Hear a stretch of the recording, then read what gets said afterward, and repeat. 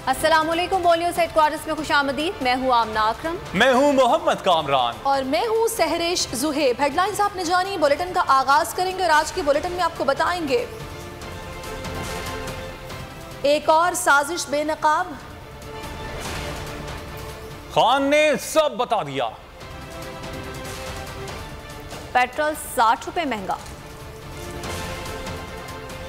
शहर शहर एहतजाज, सब्र का पैमाना लबरेज और ऐवान में हंगामा। आगे बढ़ते हैं। पेट्रोल की कीमतों में इजाफा नामंजूर, हुकूमत के जालिमाना इकदाम के खिलाफ पीटीआई का शहर शहर एहतजाज। कप्तान की कॉल पर अवाम सड़कों पर निकल आए। इस्लामाबाद, मुल्तान और कराची में प्रेस क्लब के बाहर मुजाहिरा किया गया। फैसलाबाद, रहीम यार खान और रावलपिंडी, लियाकत बाग में भी अवाम सरापा एहतजाज। मुजाहिरीन का कीमतों में इजाफा फौरी वापस लेने का मुतालबा। लाहौर में लिबर्टी चौक पर रात 8 बजे एहतजाज किया जाएगा। इसी एहतजाज के हवाले से इस वक्त पाकिस्तान तहरीक इंसाफ के रहनुमा फारूक हबीब मीडिया से गुफ्तगू कर। फौरी इस्तीफे का मुतालबा करता हूँ। क्या करता हूँ? आप चाहते हैं कि ये इलेक्शन कमिश्नर इस्तीफा दे? बताओ, आप इलेक्शन कमिश्नर का इस्तीफा चाहते हो? और चाहते हो तो इंशाल्लाह इस्तीफा भी लेके रहेंगे।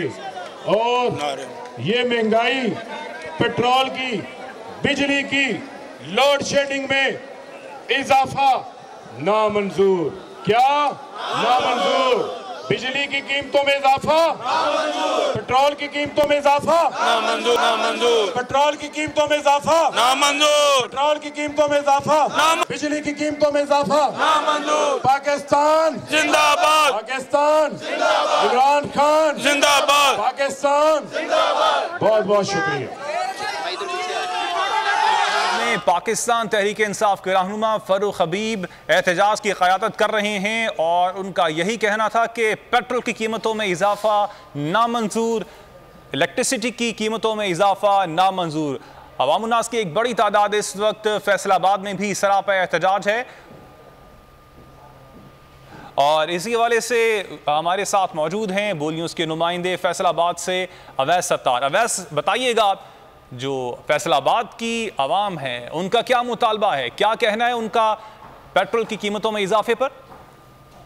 जी बिल्कुल, वफाकी हुकूमत की जानिब से जो पेट्रोल और बिजली बम की सूरत पर अवाम पर एक महंगाई का अजाब मुसल्लत किया गया है, इसके खिलाफ पाकिस्तान तहरीक इंसाफ आज फैसलाबाद में एहतजाजी मुजाहरा कर रही है। ज़िला कौंसिल चौक में यह मुजाहरा किया जा रहा है और शहर के जो जितने भी PTA के लीडर्स हैं, वर्कर्स हैं, वो यहाँ पर पहुँचे हैं और शदीद एहतजाज भी किया जा रहा है। हुकूमत के खिलाफ नारेबाजी भी जारी है।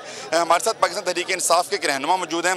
अवैस साहब, बताइएगा कि शदीद महंगाई हो जाएगी, हो रही है, बल्कि हो क्या जाएगी, हो रही है, कैसे काम बना ज़िंदगी गुजारेगा? कैसे जिसकी 700 रुपया दिहाड़ी है वो कैसे मैनेज करेगा? अपने घर का चूल्हा कैसे चलाएगा? मोहतरम, हम लोगों की हुकूमत ये कह के गिराई गई थी कि हम लोग महंगाई ख़त्म करने आ रहे हैं और ये वही महंगाई अब हलाल हो चुकी है। जो 7 रुपये 90 पैसे इन्होंने बिजली का बिल बढ़ाया है, ये कोई टैक्स नहीं लगाया। आवाम को समझने की ज़रूरत है, ये बेस रेट बढ़ा है, के ऊपर टैक्स और लगेंगे। ये तकरीबन 13-14 रुपए का बिजली के ऊपर उन्होंने महंगाई का बम गिरा दिया है। तो ये उसके बाद आटा, बिजली, चीनी, हर चीज़ और तरसीलात कहाँ की कहाँ चली जाएंगे। मेरा ख्याल है कि ये लोग खुदकुशियों पे मजबूर कर रहे हैं। ये महंगाई मुकाओ नहीं, गरीब मुकाओ हुकूमत आ चुकी है। जी बिल्कुल, आपने सुन का कहना था कि महंगाई मुकाओ नहीं, ये गरीब मुकाओ हुकूमत है और हर चीज़ की कीमतें बढ़ा दी गई हैं। बहुत शुक्रिया अवैस सत्तार। लेकिन सबसे पहले आपको बताएं कि ये गद्दारी का मुकदमा चलाकर मुझे रास्ते से हटाना चाहते हैं। ये चाहते हैं कि किसी भी तरह में रास्ते में हाइल ना हूं। चेयरमैन तहरीक इंसाफ इमरान खान का बुनेर में जलसे से खिताब, कहा ये इलेक्शन जीतने के लिए धांधली का मंसूबा बना रहे हैं। इन्होंने इलेक्शन कमीशन को भी साथ मिला लिया है। ये जो बातें कर रहे हैं कि जनाब इमरान खान के ऊपर गद्दारी का मुकदमा चलाया जाए, पहले मुझे जरा इन लोगों से सबसे पूछता हूं मैं कि लोग क्या ये जरदारी और नवाज शरीफ मेरे पे गद्दारी का मुकदमा चलाएंगे? वो लोग जिनका है सब कुछ बाहर, क्या वो लोग जो एक जरदारी हुसैन हक्कानी के साथ अमेरिकनों को कह रहा है कि मुझे पाकिस्तानी फौज से बचा लो, वो मेरे ऊपर मुकदमा करेगा। गद्दारी का सजा याफ्ता मफरूर झूठ बोल के बाहर भागा हुआ, क्या वो मुझे फैसला करेगा कि मैं गद्दार हूं? ये जो साजिश है ये इमरान खान के खिलाफ सिर्फ इसलिए है कि इमरान खान अगर हटता है रास्ते से तो रास्ता साफ हो जाता है इस तरह के लोगों की जो इस मुल्क का पैसा लूट के बाहर लेके जाए। ये वो लोग हैं जो 30 साल से हुकूमत कर रहे हैं। पाकिस्तान में 2 खानदानों ने 30 साल हुकूमत की है, शरीफ और जरदारी खानदान ने, और मुल्क को मकरूज इमरान खान ने किया।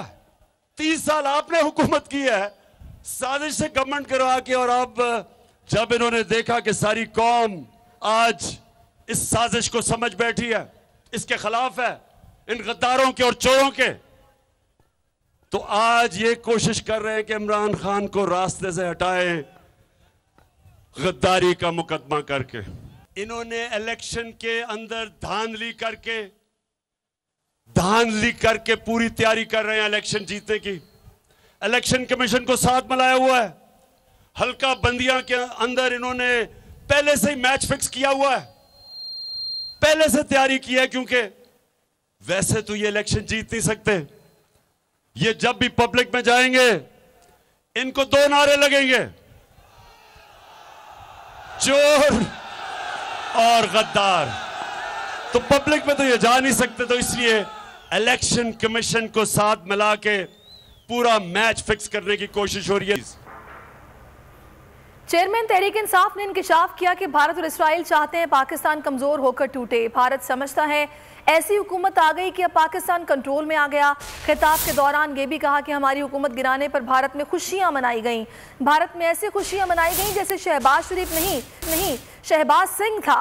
बैरूनी साजिश के तहत इंपोर्टेड हुकूमत मुसल्लत की गई।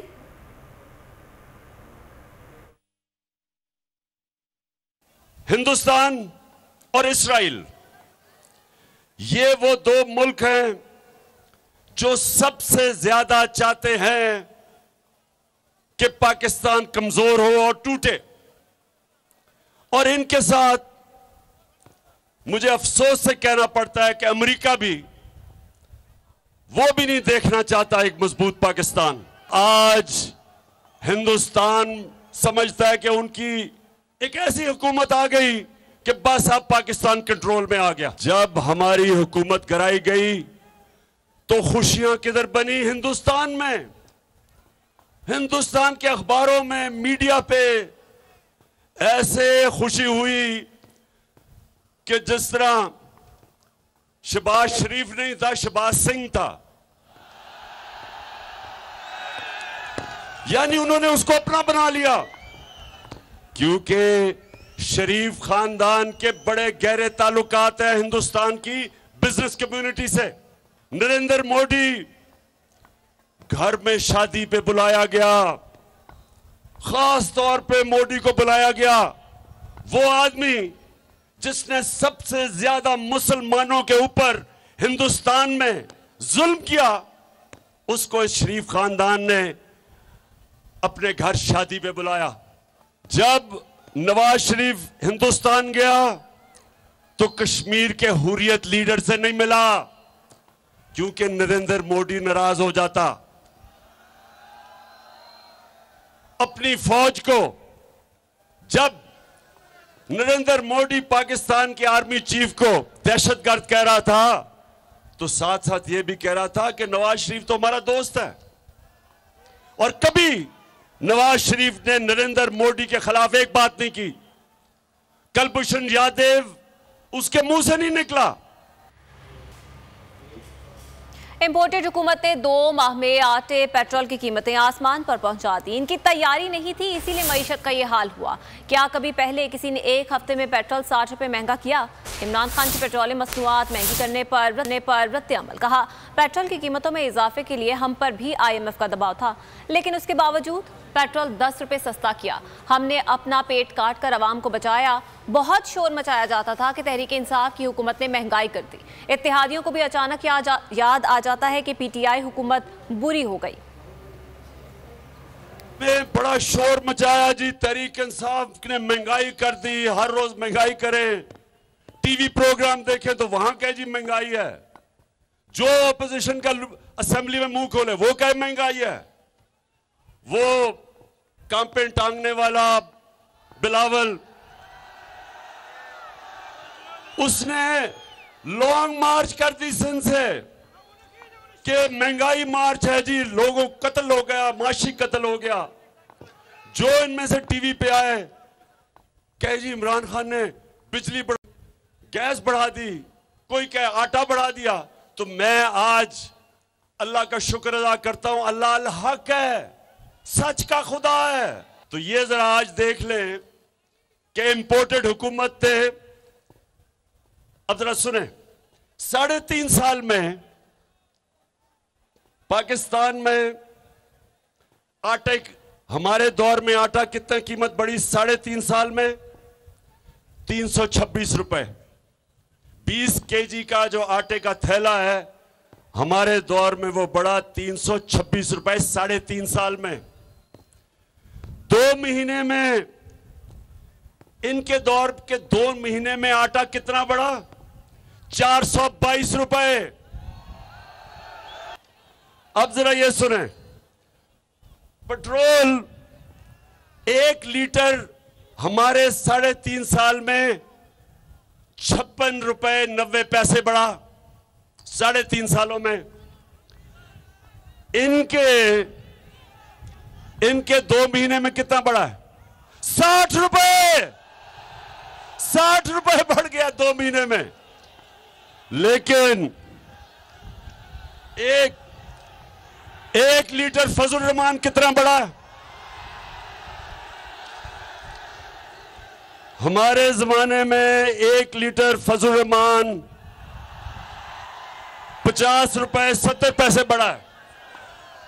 इनके 2 महीने में 60 रुपया फजल रहमान बढ़ गया। और ये जो अभी मेरी कौम को इन गर्मी में, जो अब एक तो लोड शेडिंग है, इंतहा की लोड शेडिंग है, लेकिन अब जो असल लोगों के ऊपर जो बिजली की कीमत का बम फटने लगा है, वो आप जरा सुन लें। हमने अपने 3.5 साल में 1 यूनिट बिजली 6 रुपए बढ़ाई। 6 रुपए। इन्होंने 2 महीने में बिजली 10 रुपए बढ़ाई है यूनिट।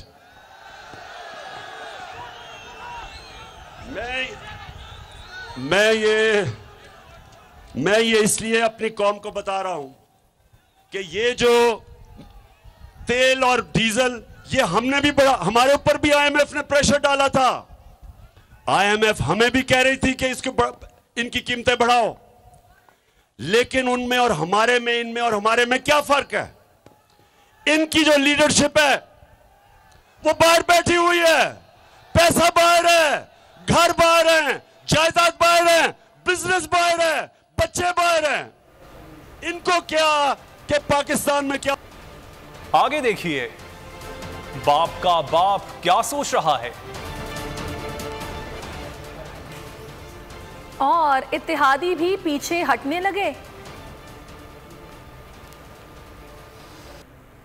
आगे बढ़ेंगे। पेट्रोल की कीमतों में इजाफा आवाम का सब्र भी जवाब दे गया। कई शहरों में आवाम सड़कों पर निकल आए। हुकूमत के खिलाफ शदीद एहतजाज, नारेबाजी। गुजरांवाला में शहरियों ने हुकूमत का अलामती जनाजा निकाला। रात 12 बजे से कई घंटे पहले पेट्रोल महंगा करने पर पेट्रोल पंप्स मालिकान ने ज़ख़ीरा अंदोज़ी शुरू की तो कराची में शहरी मुश्तइल हो गए।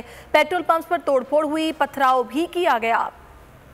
बिजली महंगी, अशिया ज़रूरी क़ुव्वत ख़रीद से बाहर, बेपनाह महंगाई, क़यामत खेज़ कीमतें। हुकूमत के खिलाफ अवामी गैज़ व ग़ज़ब सामने आने लगा। पेट्रोल की कीमतों में इजाफे पर आवाम सरापा एहतजाज। कई शहरों में आवाम सड़कों पर निकल आए तो शहबाज शरीफ के खिलाफ गुस्सा शदीद था। हुकूमत मुखालिफ नारेबाजी। लाहौर, गुजरांवाला, विहाड़ी, सक्खर, थरपारकर, जामशोरो समेत दीगर शहरों में एहतजाज। मुजाहिरीन ने टायर नजर आतिश किए, सड़कें बंद कर दी, हुकूमत से कीमतें वापस लेने का मुतालबा कर दिया।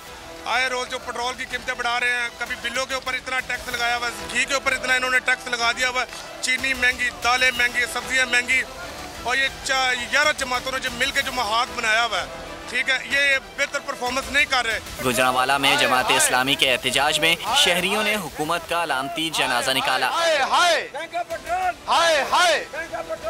रात 12 बजे से कई घंटे कबल पेट्रोल महंगा करने पर पंप्स मालिकान ने जखीरा अंदोजी शुरू कर दी तो कराची में शहरी मुश्तइल हो गए। पेट्रोल पंप्स पर तोड़ फोड़ पथराव भी किया गया। पेट्रोलियम मसनूआत की कीमतों में इजाफा, सिविल एविएशन मुलाजिम का अनोखा एहतजाज। इंतजामिया से गदा गाड़ी पार्क करने की इजाज़त मांग ली। मुलाजिम राजा आसिफ इस्लामाबाद एयरपोर्ट पर तैनात है। मुलाजिम का कहना है कि पेट्रोल की बढ़ती कीमत से ट्रांसपोर्ट लाना मुमकिन नहीं। पेट्रोल ने सेनेट इजलास में भी आग लगा दी। ऑपोजिशन हुकूमत पर बरस पड़ी। कायदे हिज़्ब इख्तिलाफ शहजाद वसीम बोले, कल रात पेट्रोल और बिजली की कीमतों में नाकाबिले बर्दाश्त इजाफा करके आवाम पर शबखून मारा गया। सेनेटर मुश्ताक ने कहा, मुल्क की खुद मुख्तारी को IMF के पास गिरवी रख दिया गया। तफसीलात के लिए ये रिपोर्ट देखिए। पान, शोर, शराबे और नारों से गूंज उठा। हुकूमत और अपोजिशन आमने सामने। सेनेट इजलास में महंगाई के आफ्टर शॉक्स। अपोजिशन पेट्रोलियम मसनूआत की कीमतों में इजाफे पर फट पड़ी। इम्पोर्टेड हुकूमत नामंजूर के नारे। कायदे हिज़्ब इख्तिलाफ शहजाद वसीम बोले, पेट्रोल महंगा करके शबखून मारा गया। ये आए थे 70 रुपए का पेट्रोल करने, 210 का कर दिया। बिजली तारों में दौड़ती थी, इन्होंने बिलों में भर दी। हम इस गुलामी को नामंजूर करते हैं। सर, ये आए थे 70 रुपए का पेट्रोल करने, 210 रुपए का कर दिया। ये आए थे 10 रुपए की बिजली करने को 28 रुपए की कर दी।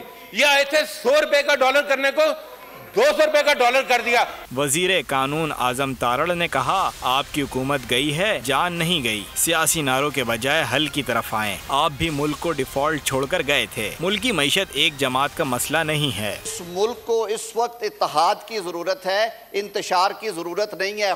पाकिस्तान की मईशत किसी एक सियासी जमात का मसला नहीं है। ये पाकिस्तान के 22 करोड़ अवाम की सर्वाइवल का मसला है। और मैं आपसे ये इल्तिजा करूंगा कि आप सियासी नारे लगाने की बजाय हल की बात करें।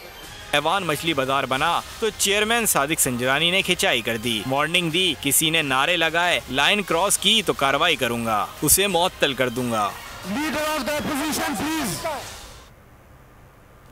नई हुकूमत ने मुल्क की नैया बीच मंझदार में लाकर छोड़ दी। कोई मुआशी पॉलिसी साथ नहीं लाए। महंगाई को खजाना भरने का हथियार बना लिया। महंगाई इस कदर के गरीबों की जेबें तक खाली करा ली।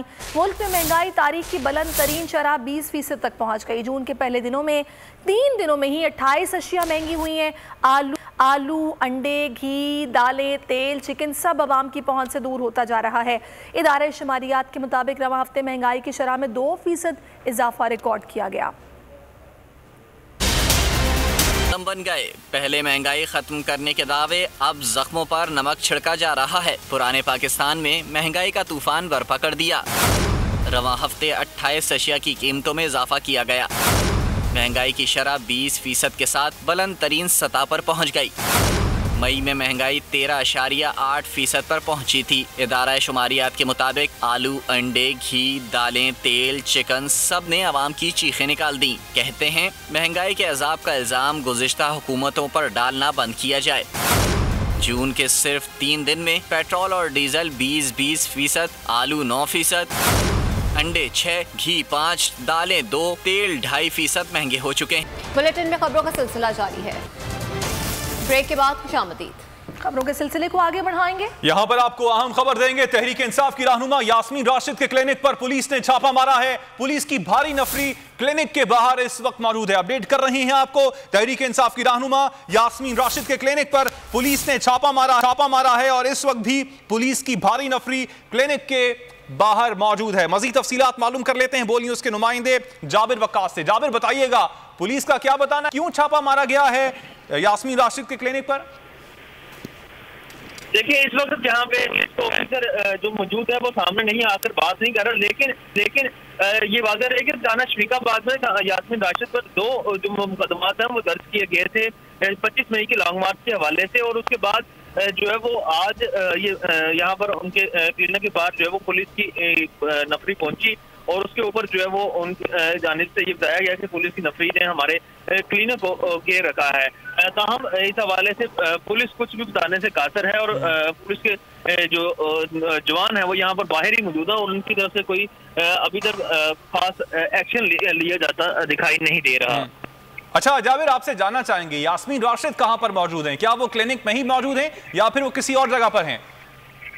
बिल्कुल, हमारी इस बात के मुताबिक वो इस वक्त क्लिनिक के अंदर ही मौजूद हैं और इस वक्त उनके जो दीगर पार्टी के कारकुनान हैं वो भी इस वक्त यहाँ पर मौजूद हैं। अच्छा, अब पुलिस की हम नफरी देख रहे हैं वहां पर मौजूद है। अब यास्मीन राशिद को गिरफ्तार करने के लिए ही आए हैं, तो क्या खवातीन पुलिस भी वहां पर मौजूद है? नहीं, खवातीन पुलिस जो है वो यहाँ पर मौजूद नहीं है, बल्कि यहाँ से जो दीगर पुलिस की जो मोबाइल है वो अब जा रही है, उसने वापसी की तरफ जो है वो रुख कर लिया है। गाड़ी जो है पुलिस की वो अब जा रही है वापस। और अगर हम यहाँ पे जब हम पहुंचे हैं तो उस वक्त भी यहाँ पर मौजूद थी, लेकिन अब जो है वो शायद मीडिया के आने पर पुलिस की जो मोबाइल है जो कि फुटेज में देखी जा सकती है वो इस वक्त यहाँ से वापस रवाना हो गई।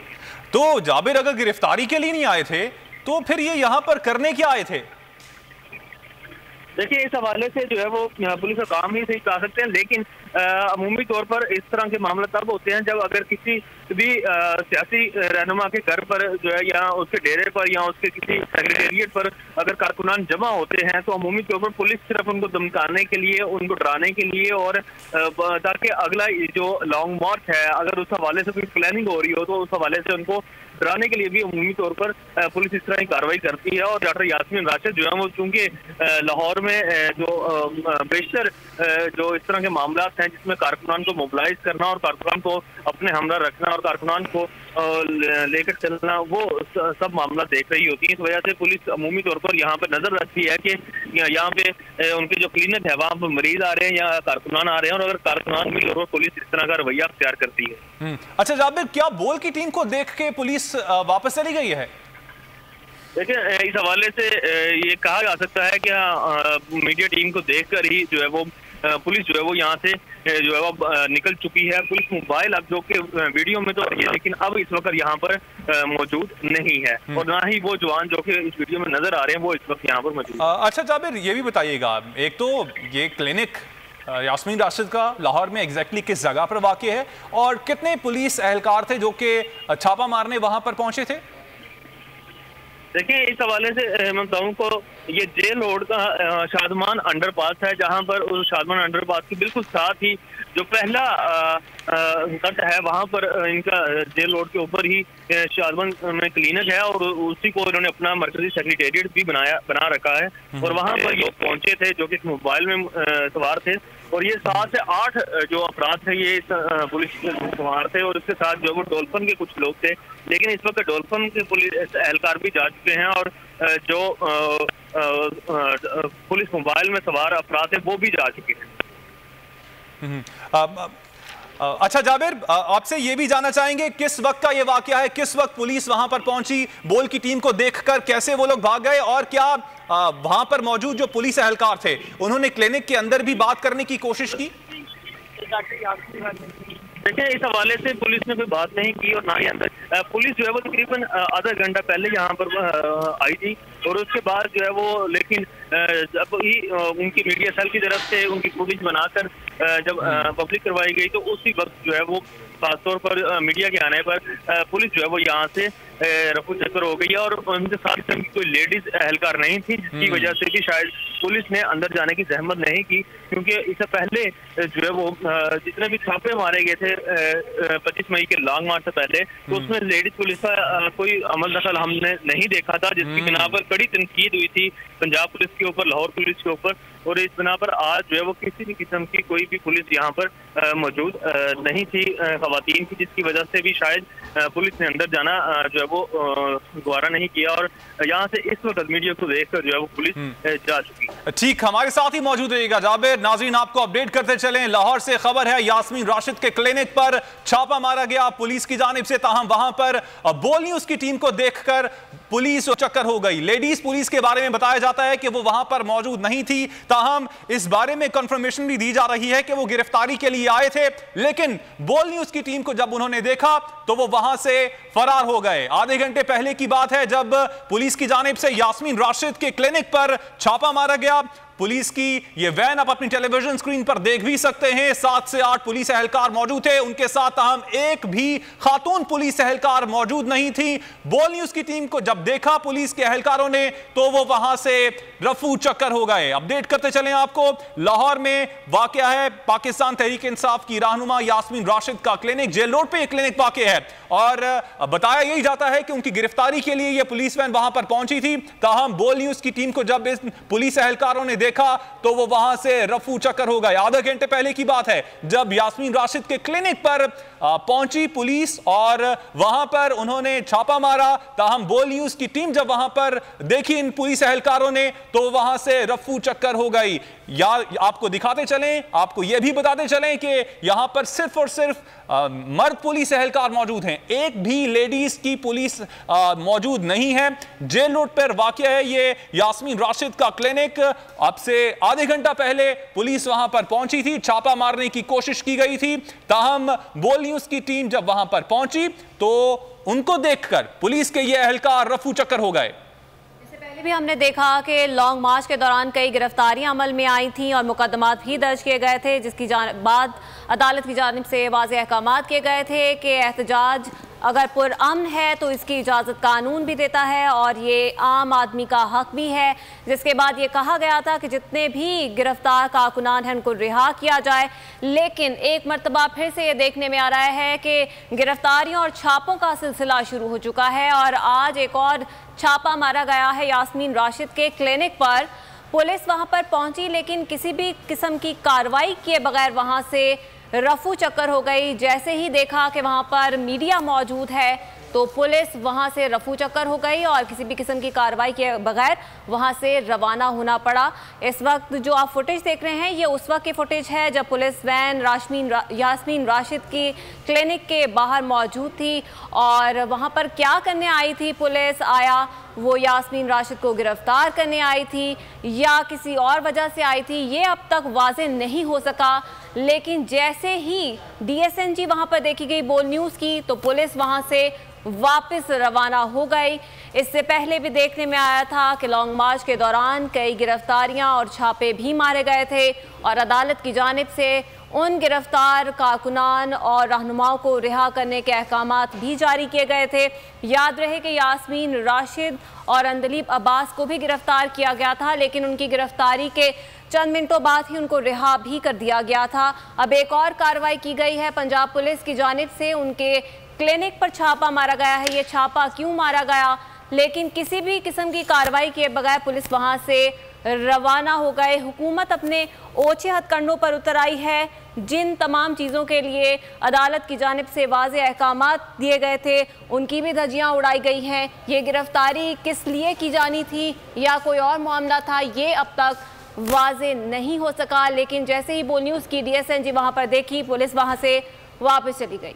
इसी हवाले से बात करने के लिए इस वक्त हमारे साथ मौजूद हैं पाकिस्तान तहरीक इंसाफ के रहनुमा फारूक हबीब। बहुत शुक्रिया फारूक हबीब साहब आपके वक्त का। फारूक साहब, इससे पहले हमने देखा जब लॉन्ग मार्च की पुलिस ने यास्मीन राशिद के घर पर भी छापा मारा था, उन्हें गिरफ्तार करने की कोशिश की गई थी। एक बार फिर से ही ओछे हथकंडों पर हुकूमत उतर आई है और अब उनके क्लिनिक पर भी छापा मारा गया है। देखें, ये तो बुनियादी तौर के ऊपर एक फाशिस्ट हुकूमत है और ये अपने इक़्तिदार को बचाने के लिए पूरी सियासी मशीनरी का जो है वो इस्तेमाल करना चाहते हैं और इस किस्म के हथकंडों की हम पहले भी मजम्मत कर चुके हैं और ऐसे ओछे हथकंडे जो है वो हमारा रास्ता किसी सूरत नहीं हो सकते। लाहेअमल आगे पाकिस्तान तहरीक इंसाफ का क्या होगा? अगर गिरफ्तारियां करने की एक बार फिर से हुकूमत कोशिश करती है तो पाकिस्तान तहरीक इंसाफ का आगे का प्लान क्या है? देखें, हमारा लाहेअमल जो है वो बड़ा वाज़ेह है कि ये अब हुकूमत पाकिस्तान को उस नहज के ऊपर ले आई है जहाँ पर हमारी मैशियत बहुत कमज़ोर हो चुकी है। पाकिस्तान को रोज़ाना की बुनियाद से बहुत सारे चैलेंजेस दरपेश हैं। लिहाजा मैं समझता हूँ कि इन चैलेंजेस से नबरदाज़मा होने के लिए फौरी इंतखाबात ही मुल्क को स्टेबिलिटी की तरफ आगे लेके जाएंगे, वरना ये स्टेबिलिटी खत्म नहीं होगी। और फरूख साहब, इससे पहले भी हमने देखा चादर और चार दीवारी का तकद्दुस पामाल किया गया, घरों पर छापे मारे गए और वहां पर लेडीज पुलिस एहलकार के बिना ही छापे मारे गए। और आज हमने देखा है, अभी विजुअल्स भी टेलीविजन स्क्रीन पर दिखा रहे हैं, वहां पर सिर्फ और सिर्फ मेल एहलकार मौजूद थे। लेकिन बोल न्यूज़ की जब DSNG वहां पर पहुंची तो उनको देखकर ये पुलिस एहलकार वहां से भाग निकले। सारी बात है, देखें ये छुप के वार करते हैं और ताकत का इस्तेमाल इन्होंने पहले भी किया। हमने इनकी तमाम तर जितने भी हरबे थे उन तमाम हरबों को पहले भी बर्दाश्त किया है। हम पुरअमन रहे हैं, हमारी जद्दोजहद पुरअमन है और मैं समझता हूँ कि इस किस्म के जो अच्छे हथकंडे हैं ये हमारा रास्ता जो है वो किसी सूरत नहीं रोक सकते। ठीक, बहुत शुक्रिया फारूक, अभी वक्त दिया बोल टेलीविजन को। ब्रेक के बाद खुशामदीद। खबरों के सिलसिले को आगे बढ़ाते हैं और अभी आपको बताएंगे वज़ीर आज़म शहबाज शरीफ ने command and staff college Quetta का दौरा किया है। ISPR के मुताबिक वज़ीर आज़म ने यादगार शहदा पर हाजिरी दी और दुआ की। शहबाज शरीफ ने कमांड एंड स्टाफ कोर्स के अफसरान से खिताब भी किया। उन्होंने कहा कि पाकिस्तान की मुसल्लह अफवाज खित्ते में अमन और इस्तेहकाम की जामिन है। मुसल्लह अफवाज आलमी और इलाकाई अमन और इस्तेहकाम के लिए किरदार अदा कर रही हैं। मुसल्लह अफवाज ने दहशतगर्दी के खिलाफ जंग में बेपनाह कुर्बानियाँ दी। पाक फौज की कुर्बानियों का आलमी सतह पर एतराफ़ किया गया है। आवाम ने मौजूदा हुकूमत से अपनी नफरत का इजहार कर दिया। IPSOS सर्विस के मुताबिक 64% अफराद ने हुकूमत को आईनी मुद्दत पूरी कर देने के खिलाफ राय दे दी है। सिर्फ 36 अफराद ने हुकूमत की हिमायत की है। 62% अफराद ने हुकूमत के इस मौक़िफ़ को भी मुकम्मल मुस्तरद कर दिया है कि पेट्रोल की कीमत बढ़ाना मुल्क की मुआशी मजबूरी थी।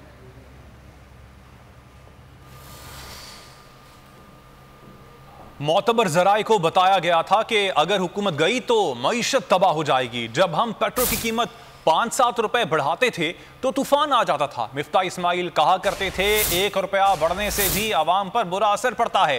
तहरीक इंसाफ के रहनुमा शौकत तरीन और हम्माद अजहर ने पेट्रोलियम मसनूआत की कीमतों पर सख्त रद्द-ए-अमल दे दिया। कहा हुकूमत ने चंद दिनों में 60 रुपए पेट्रोल की कीमत बढ़ा दी। हमारे फिलॉसफी थी कि ये लोग $20 मिलियन का खसारा छोड़कर गए थे, इसलिए हम IMF के पास गए थे।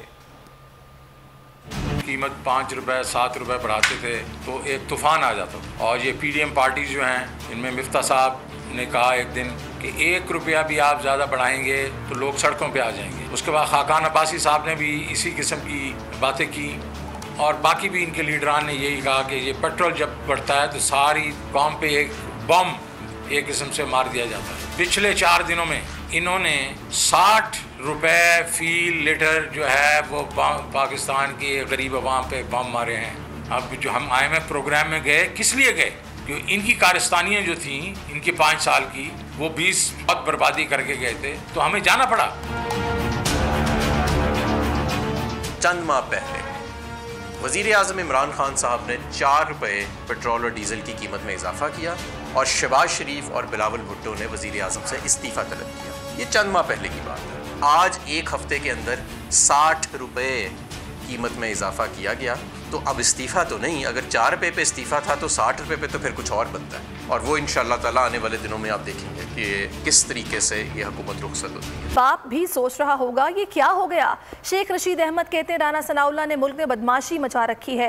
राना सनाउल्लाह ने 3 बार मेरी बहनों के घर पर रेड कराया, लेकिन वो याद रखे कि हुकूमतें सदा नहीं रहती। इस्लामाबाद हाई कोर्ट के बाहर मीडिया से गुफ्तगू करते हुए शेख रशीद का कहना था वज़ीर ख़ारजा अभी तक बैरून मुल्क दौरों पर हैं, एक दिन अपने दफ्तर नहीं गया। 3 साल के दौरे लोगों ने 2 महीने में कर लिए। जून में जो कयामत खेज महंगाई करने जा रहे हैं, अवाम इसके खिलाफ सड़कों पर और ये हुकूमत घर पर होगी। वो भी सोच रहा होगा कि ये क्या हुआ कि एक वोट की अक्सरियत बनाकर कौम के अंदर, मैं समझता हूँ जिसने भी मरासला बनाया इमरान खान की खिदमत की है, अब ये महंगाई को भुगते। मैं 16 दफ़ा वजीर रहा हूँ, उसे कहता हूँ कि उसने 3 दफ़ा मेरी बहनों के घर रेड कराया है। ये जून का महीना जो है जिसमें ये इम्पोर्टेड हुकूमत अभी और आयल बढ़ाएगी, अभी और चीनी, क्योंकि ये हैं सारे बिजनेसमैन। अभी तक वजीर खारजा ने अपने दफ्तर का दौरा नहीं किया, बाहर के दौरे नहीं खत्म हो रहे हैं। जितने इमरान खान ने 3.5 साल में दौरे किए हैं, इन्होंने 1 महीने में किए हैं। और इस जून में इंशाअल्लाह ताला जो महंगाई ये करने जा रहे हैं, क़यामत की महंगाई ये करने जा रहे हैं और अवाम भूखों मरने जा रहे हैं। ये जून में लोग खुद सड़कों पे होंगे और ये हुकूमत घर होगी। तरमीम की कानूनी दायरे में लाने के लिए हुकूमत को 1 हफ्ते की मोहलत। चीफ जस्टिस ने रिमार्क दिए कि अमल दरामद ना हुआ तो हुक्म जारी करेंगे। मुमकिन है अदालती हुक्म मुश्किलात पैदा करे। काबिल और नेक नाम शख्स को चेयरमैन नैब लगाया जाए। अदालत ने FIA और नैब की हाई प्रोफाइल मुकदमात का रिकॉर्ड सुप्रीम कोर्ट में जमा करवाने का भी हुक्म दिया। लापता अफराद से मुतालिक हुकूमती कमेटी का अस्करी हुकाम को बुलाने का फैसला। वजीर कानून आजम नजीर तारड़ कहते हैं अस्करी इदारों की बात सुनकर मामला आगे बढ़ाएंगे। अदालतों का हुक्म सलाखों पर, लेकिन एग्जीक्यूटिव का काम इन्हें करने दिया जाए। कराची में जेल रोड पर वाक़ डिपार्टमेंटल स्टोर में आग दोबारा भड़क उठी है। फायर फाइटर्स को कूलिंग के अमल में शदीद मुश्किलात का सामना है। रिहायशी खुले आसमान तले ज़िंदगी गुजारने पर मजबूर हैं। इसी हवाले से मजीद हम जान लेते हैं बोल न्यूज़ के नुमाइंदे शुएब बर्नी से। शुएब, बताइएगा अभी क्या सूरत हाल है? जी, कराची में सेंट्रल जेल के सामने वाली मेरे अकब में मौजूद इस इमारत में आग लगे हुए आज 3रा दिन है। अभी तक इस इमारत में लगने वाली आग को बुझाया नहीं जा सका है। कुछ देर कबल यहाँ पर एक धमाके की हमने आवाज़ सुनी है और उसके बाद दोबारा से तेज़ी के साथ काला सियाह धुआं यहाँ से निकलना शुरू हुआ है। पहले इस धुएं की शिद्दत में कमी आई थी, लेकिन अब दोबारा से इस धुएं की शिद्दत में इजाफा हुआ है। और यहाँ पर जो लोग जमा थे उनको रेंजर्स ने और जो रज़ाकार तंजीमें यहाँ पर मौजूद हैं, फलाही तंजीमें, उन्होंने यहाँ पर मौजूद जो इमारत के मकीन हैं उनको पीछे किया है। इस वक्त भी आप देख सकते हैं यहाँ पे फायर ब्रिगेड और वाटर बाउजर टैंकर वगैरह मौजूद हैं। यहाँ पे आग बुझाने का काम जारी है। इस जानिब आप देख सकते हैं ये पुल के नीचे जो इस बिल्डिंग के मकीन हैं वो मौजूद हैं, लेकिन अब उनके अंदर गम और गुस्सा बढ़ता जा रहा है और वो अब सरापा एहतजाज दिखाई देते हैं। मीडिया से बातचीत भी नहीं कर रहे और उनका मौक़िफ़ यही है कि 3 दिन हो गए हुकूमत उनकी मदद नहीं कर रही और वो वापस अपने फ्लैटों में नहीं जा पा रहे क्योंकि इस डिपार्टमेंटल स्टोर में लगने वाली आग को। बोल न्यूज़ हेडक्वार्टर से फिलहाल के लिए इतना ही। कुछ ही देर में हाजिर होंगे हेडलाइंस के साथ। किसी भी खबर के लिए विजिट कीजिए bolnews.com और देखते रहिए बोल न्यूज़। सब्सक्राइब करें और बेल दबाएं ताकि कोई खबर रह न जाए।